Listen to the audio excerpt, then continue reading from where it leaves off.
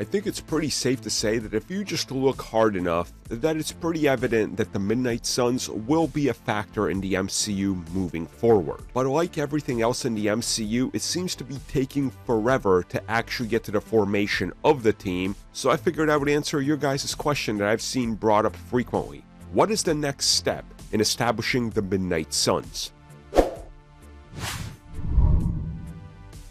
So this year is very interesting when it comes to the whole idea of the Midnight Suns using darker Marvel characters and kind of exploring the whole, I guess you could call it the more occult side of Marvel Comics.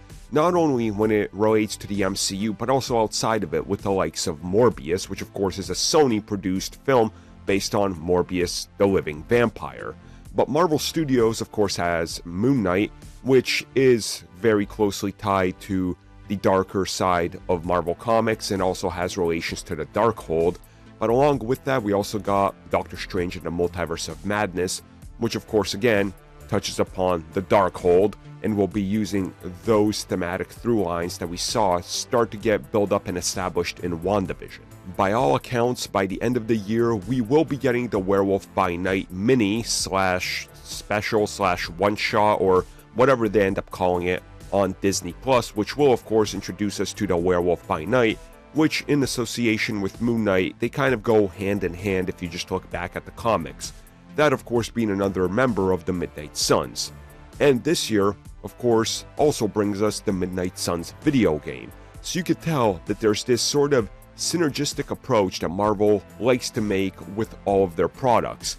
Not only that, in the comics, we can see the re-establishment of many darker characters that are also kind of being pushed to the forefront. So I think this year you really start to see that idea formulate, and once we get into next year and beyond, when we're finally going to get Blade, when we're going to get Ghost Rider, when we're going to start exploring some of those darker elements of Marvel, I think they are unfortunately going to take some time. And I don't think that's due to reluctance on anybody's part. I think it's due to the fact that Marvel Studios has, for lack of a better term, and this isn't meant to be a bad thing, it's become bloated with so much content that things just naturally get delayed now. Back in the day, you could go, oh yeah, of course there's going to be a new Captain America movie every 2.5 to 3 years. Now you can't guarantee that.